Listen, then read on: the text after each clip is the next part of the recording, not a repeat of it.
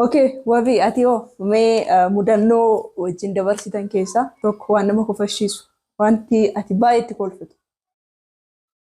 Mudannoon ani qabu tokko keessaa bara 2011 wayiidhaan Finfinnee dhufe. Gaafa dhufee jedhu bakka wayii barbaadeen ture. Bakka sana na yaadadha gaamaa jechuudha. Hayyaatidha bakka ani barbaade sun hayyaatidha. Hayyaat sana deemuu barbaadeen ture. Kazani namicha wayiin gaafadheen ture. Amaariffaan beeku. Homaa tokkorra kun dhalanii hin beekun ture. Gaafadhee jennaan namichi illee waan dhaga'u maal rakkattee naan jedhennaan caccabseetuma hayyaat kan jettu sana afaan Oromoodhaatti dubbadee naa deebisuun dandeenye. Namichi. Naa boodaan waan godhu dhabee innis rakkatee achi birrii rakkattee naan jedhe. Kazaan isallee birrii rakkattee sana Amaariffaadhaan naan jedhu. Deebisuuf hin dandeenye. Achi booda birrii borsaa keessaa fuudhee akkatti inni natti xannaan ees wadee irraa fudhate.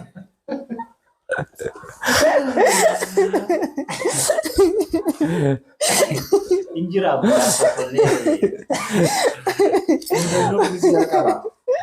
asuma gara laga haaritti daandii baaburaa yaabbachuuf walumaan jiru. Yeroo sana sisteeritu deemti duwaa beerutu deemti ishee gaggeessanii achuma masqala dabaabayii bulleetu ganama baabura qabachuudhaaf gara xoolaarii hojiitti asii ol baana jennee yeroo baabura qabachuudhaaf nu liiftiidhaan bahu. An liiftii sana jaan argeen beeku. Liiftii sana jaan argaa argasuun beeku achi booddee ol seenaatee achirraan gamoo keessaan ol baatee asiin liiftii seenaatti asii ol baanu hin jedhan daandii baaburaatti. Achi ani daandii baaburaa sana seenee ani isa fuulduran deema. Yeroo bira ga'u barreessuma akkana baname na dura. Ani immoo argeen beeku barreessuma gaafa banu bakkaatuun sirrii bidee.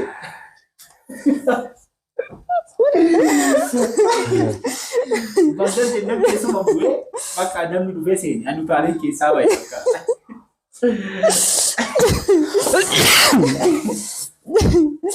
Utaalee keessaa bahe amma kanaani.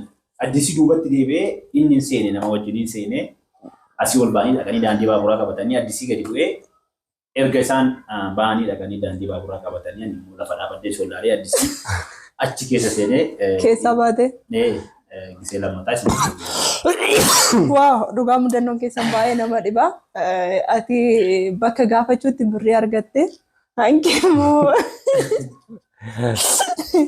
Egaa daawwattoota keenya akkuma isin daawwachaa jirtan yoo baay'eetti bu'aaraa akka jirtan abdii qabna. Dhugaa dubbachuudhaaf yoo ta'e mudannoo akkasii namoota baay'eetu qaba keessumatti afaanii wal qabatee akkasumas immoo waa'ee liiftiidhaa fi injiraamitiiree bakka yeroo jalqabaaf waan hundumtuu haaraa namatti ta'a. Kun mudannoodhuma jirudha mudannoodhuma ta'uu qabudhas baay'ee nama kofashiisa. Gaaffii biraatti darbina. Gaaffiin biraa wabii yoo gaaffii kana ittuma yaadinaa deebisi. Mee jaalalli si qabee beeka? Jaalalli si qabee yeroo jalqabaatiif isa kana mee nuuf qoodi waa'ee jaalalaarraa. Yaa waan asirratti jaalalli illee badaana qabeetu hin beeku.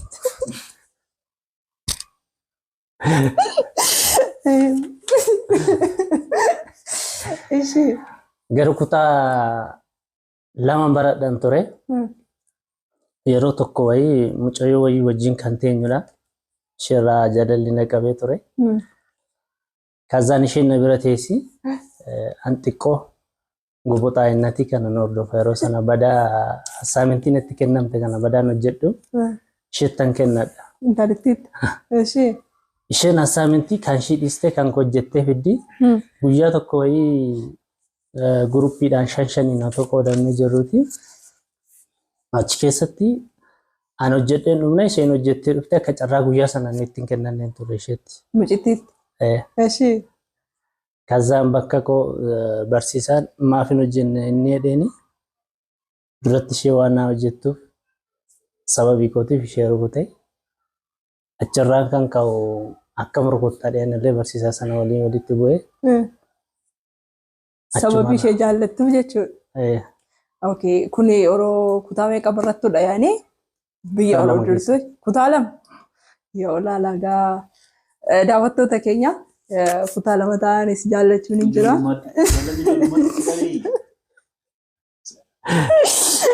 Ay jalala naqabe tun taane hiriyummaan. Hiriyummaadha. Barsiisaas maatiin jedha. Yaa mucatti amma maaree arguu hin dandeenye ture. Amma garuu sadarkaa isheen irra jirtu hin beeku. Garuu toon amma argee sababii kooti waan reebamteef. Dhiifama gaafachuuf. Ay nan jaaladhaan ture mucatti. Akka isheen dhiifama si gaafatu barbaadde. Heeshi galwaa ta'u. Jaalalli sadarkaa akkamii keessattuu jirtu si qabee immoo beekaa. Si qabee immoo wanta ati miidhamte jira. Jaalalli na qabeera. Ishee. Yeroo sana kan reef gara dargagummaatti dhufnaa. Egaa ofumaan hin jedhaa jira mootii nama biraa waan dabalatee qabu. Bara 2008 haa ta'u 2008 na yaadata. Achi mucaa wayiitu jirti duratti ani xiqqoon ture. Bara 2005 akkas afurin ta'a. Mucattiinis xiqqoodha. Isheenis xiqqoo taatee mana keenya dhuftee anis immoo xiqqoo ta'ee manatti arge gaafa isheen dhuftu. Mucattiin gaafa mana keessan dhuftu. Achi bakka mucaa kana nan fuudha jedheen yaada ijoollummaati. Achi booddee guddadhee jabaadhee jaalalli mucaa kana keessatti guddataa dhufeera. Bakka jaalala mucaa kana namatti illee ni maddu namatti isin himu simtee dhuman ijoolleera. Jaalala isheetiin. Achi yoo mucaatti mee mucaan ani isa nan jaalladha maatii koon sodaadhaa jetti. Isheen jedha. Isheen illee si jaallattee jirti. Isheen na jaallatti garuu maatii ishee sodaatti. Achi ijoolleetu immoo na gidduu deeman illee itti himachuullee sodaadha isheetti. Ani ifaan ifatti isheetti hin dubbadhu. Wanta miidhame immoo jaalalaan isheetti qabamee dubbadhee ishee amansiifachuullee hin danda'u. Maaliif ani ishee duruma jaalladheera. Waan jaalladheef immoo dubbadhee ishee amansiisu. Isa kanaan bakka baay'ee tokko yeroo sanatti akkaman jedhee himaree. Hirribni illee nan qabu. Jaalala ishiirraa kan ka'e jechuudha. Hirribni illee nan qabu. Achii booddee mucaa hiriyaa tokkotu jira. Hiriyaan kiyya tokko jaalalaan eeggatee inni isin jedhu manarratti baree yaada jiru kana naa qoode yoo dubara jaallattee jirta ta'ee dubara kana yaada ishiitiin hin bitamiin naan jedhee natti hime. Ija keerraa kaasi qalbii keerraa kaasi naan jedhee yoommoo wajjiniin hiriyummaadha itti fufuu barbaadde nama sana akkanumaan haasofsiisi akkasumatti itti dubbadhu garuu yoo waa'ee nama sanaa yaadde jaalala nama sanaatiin yoo keessi kee mo'ameera ta'e dubbattee nama sanallee amansiifachuu hin dandeessu waan ta'eef kanaaf dhiisii akka kanattiin jiraadhu yaadinnaan jedhee isaa booddee waa'ee jaalala ishee sanas nan dhiise mucatti sanas achumaan nan dhiise. Gaafuma inni natti gorsee kaasee nan dhiise jaalala kan jedhamu ishirratti hin jalqabe. Isheen jaallanne waliin isin turre bakka ani gaafa mucaa sun na gorsee kaasee nan dhiise jaalala ishee wajjin qabu nan kute. Egaa jaalala yeroo jalqabaa sun akkasittiin baay'ee tokko na miidhee halkan riiboo na dhawwite isheen riiboo na dhawwuu ishee natti dhaga'ama. Eenyu malaata isheen garuu riba si dhawwite halkan naaffisi wishitu. Eessa jirti amma? Isheen illee amma yeroo isheen seeramte bultii ishee dhaabbatteetti. Yoo viidiyoon kun illee yoo ishee bira ga'e. Inni isa magaala dhaabbateera. Akka hin dhufne itti beera. Akka nan gaaffee jenne. Egaa seenaa jaalalaadha. Inni kun dhageessanii jirtu galoo waan ni dabarsee anumtiyyuu anaaf innumti kun iyyuu haaraadha. Anu waan hin dhageenye hin dhaga'e. Otoo naa danda'amee ta'ee gaafatu waanuma jaalalaaf na gaafatu silaa mucittii sana wajjin walitti si fiduu yaala ture. Yaa'u ishee wajjiniin hin deebi'u si yaada yeruma sana kaasee dhiise. Yeruma sana kaasee dhiise. Ergasii yaada kiyyatti himee jiraate. Baay'ee tola. Egaa daawwattoota keenya gaaffii hagammaa turetti akkasiin bu'aaraa jirtan abdii qabna. Dhugaa dubbachuudhaaf yoo ta'e baay'ee nama qofashiisa. Irraas barattu jedhee yaada. Egaa ammas itti fufeetu jira jechuudha. Daawwattoota keenya nu wajjin turaadha. Amma immoo wabiirraatiin ka'a. Wabi wantati ofirrattis haa ta'u, namarrattis haa ta'u, wantati bakka ofiifis kanan jaallanne namaafis kanatti hin jaallanne tokko namarratti miidhaa geessisa jettee amma lafa kanarra jiraatte tokko keessatti kun bakka nama kamirrattis ga'uu qabu, anarras ga'uu qabu jettee yaaddu tokko maalidha? Ay kanarratti ani waan hin jedhu tokko yeroo hundumaa jechuudha.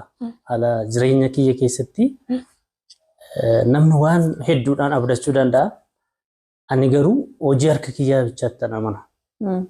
Yeroo hin jedhu hojjedhee argachuun barbaada malee deeggarsa namarraa yookaan hiriyaarraa yookaan firootarraa sana namni eeggatu wanta akkasii sirumaan eeggadhu. Hiisii kiyya keessa hin jiru yoo ta'e ofitti amanamummaa hin qabu jechuudha. Yookaan immoo abbaan kiyya qabeenya qaba na gargaara jedhee amanuu hin danda'u. Haala hojiin hojjedhu keessattis immoo akkuma ofii kiyyaa tireening godhee hojjedhee argachuu yaadu tokko namni tokkos illee akkasuma akka hojjetee argatu na yaada. Namoota na gaafatan haalaan hojjedhu keessatti amman beekuu fi wanta ani irraa fayyadame tokko nan hubachiisa jechuudha. Wanta nama miidhu tokko itti deebi namaan hin jedhu. Akka mataa kiyyaatti waan an fayyadamu tokkorraa namni tokko hojjetee akka fayyadamu isa kana yeroo hundumaa yaalii nan godha jechuudha. Wanta ofii keetti milkoofte tokkotti namni biraas akka milkaa'u hawwitaa fi yoo garuu wanti kun nama miidha jettee yaadamuun nama fakkeenyaatiif nama abdachuun already eeyyee dhugaadha akkuma jettee nama miidhuu danda'a. Maaliif borsaa baluu abdatanii fakkeenyaaf fatiin qabda jedhee yoo si abdadhe tarii dhabuu dandeessa. Inni kun miidhamni hin jira karaa kanaanii garuu karaa kanaan namni hin miidhama jettee yaadda? Hin miidhama. Namoota tokko tokko nan laala. Fakkeenya kana kanan fudhadhee mucaa tokkotu hin jira naannoo keenya barataadha. Naannoo kutaa tokko kaasee hanga kutaa 10 yeroo deemu keessatti maatirraayidha gargaarsa inni barbaadu. Mucaan suni guyyaatti yeroo mana barnootaa deemu wanta rakkatu tokko maatii gaafata. Yeroo hedduu maatiin yeroo waa kennaniif waan inni gaafate yoo inni birrii 20 gaafate birrii 5 kennuuf. Gaafa inni birrii 100 gaafate birrii 50 kennuuf.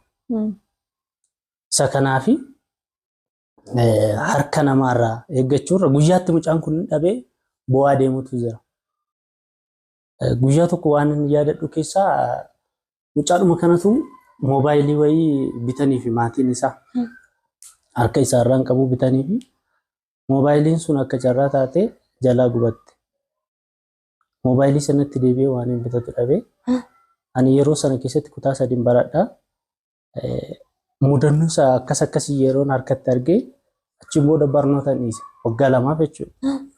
Hin qabu waan ta'eef yeroo sana mucaan kun baay'ee yeroo inni dhiphatu waan arguu fi boru anis kanuma kanan jedhu barnoota dhiisee hojiitti deebi'ee waggaa 2 hojjedhee achiin booda of danda'ee uffata bichachuu nan danda'e waan an barbaade ofii kiyya godhachuu erga danda'etti san boodatti barnootatti fufee haga kutaa 9 baradhee jechuudha. Kanaaf gargaarsa namaatti namanne ofitti bichaa amanaa jechuudha. Dhugaadha. Inni kun egaa daawwattoota keenya yeroo baay'ee fakkeenyaatiif dhugaadhaaf yoo ta'e inni kun abaluun kiyya naa jira yookaan abaluun kiyya qabeenya qaba yookaan abaluun kiyya inni nama akkasiitti iddoo guddaa jira jennee yeroo baay'ee nama abdanna. Garuu namni akka nuti yaadne sanatti nuuf argamuu dhiisuu danda'a. Inni kun dhugaadhaaf yoo ta'e namoota baay'eetti itti miidhamees jira jedhee yaada. Itti miidhamus immoo kan danda'u keessumatti namoota harka namaa ilaalanii inni kun hojjetanillee akka of jijjiiruu danda'anidha kan irraati immoo barannu. Isinoo fakkeenyaaf gaaffiidhuma kanarraa akka adda ta'e fakkeenyaatiif injira miti wanti kun siif anarratti miidhaa geessisa jettee wanta yaaddu garuu namarrattis wanti kun miidhaa geessisa kanaaf wanti kun hafuu qaba jettee wanta yaaddu tokko jechuudha jireenya kee keessatti. Inni amma akkasaatti fakkeenya isaa danda'u fudhatee ibsee jira. Ati maal jetta? Waan jireenya kiyya keessatti namni kamiyyuu yoo hojjete yoo milkaa'e nan jaalladha. Sababni isaa immoo sagalee Waaqayyootu jedha.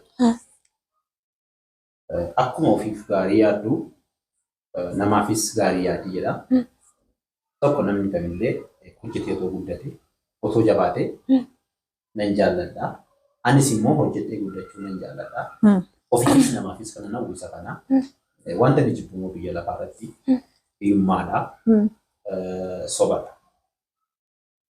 Isaan kana anillee hin jaalladhu nan jibba jechuudha. Hiyyummaas nan jibba. Sobas nan jibba. Waan gochuu danda'u tokko immoo yoon godhen itti gammada. Waan ani gochuu hin dandeenye immoo hin danda'u waan ta'eef sana dubbachuu illee gochuu haasa'uu illee nama. Waan an godhu nan godha. Isa gochuu hin dandeenye hin dubbadhu illee hin kaasuu illee jechuudha. Kanaaf ani gabaabumatti isaan kana nan jedha. Waaw, baay'ee namatti tola. Egaa dhugaadhaaf yoo ta'e nama abdachuun akkuma isin dubbattanii maaliif yoo jireenyuma walii keenya irratti yoo gaafa intini jennu baay'ee gaafa nama tokko abdatan nama nan qaba jechuudha. Hin jira mitiiree kiisiidhuma ofitti amanamummaadhuma ofii socho'uutu gaariidha. Baay'ee namatti tola. Seenaa daa'imummaa keessaa tokko nu yaadachiisa. Kan baay'ee nama kofalchiisu. Hattee, sobdee, maatii ittiin kan hin jira mitiiree.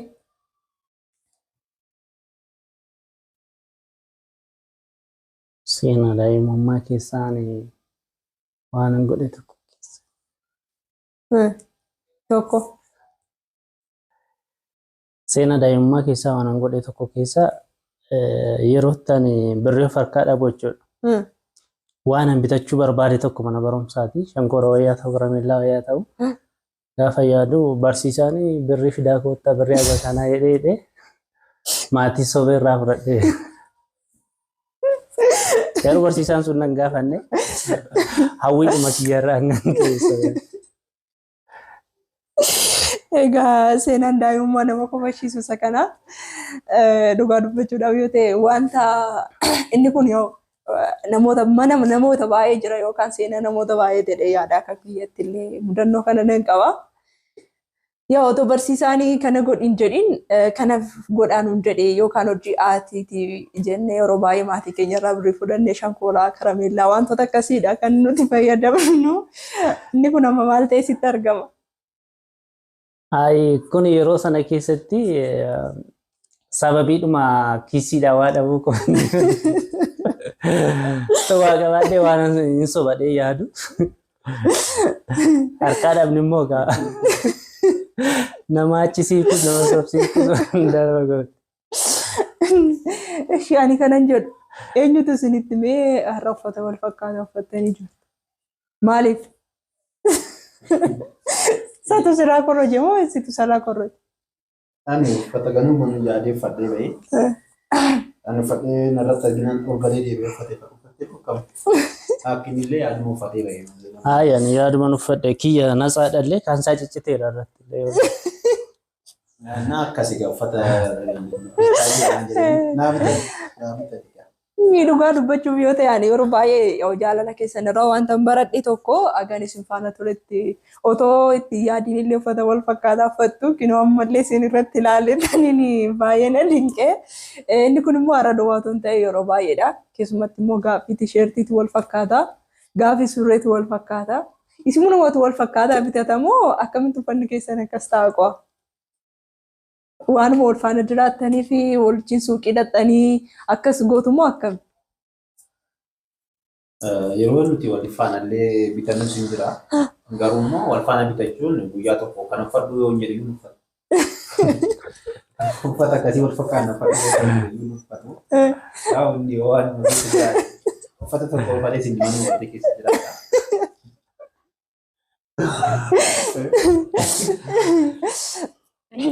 Yaa wanni uffata sirrii waan hin uffanne badaarreen filatan uffata isaatti. Garuu immoo akkuma carraa ta'ee walitti dhufa. Baay'ee namatti toltu. Nuuf jiraadha. Maqaa daawwattoota keenyaan baay'ee isin jaallanna, baay'ee isin kabajna.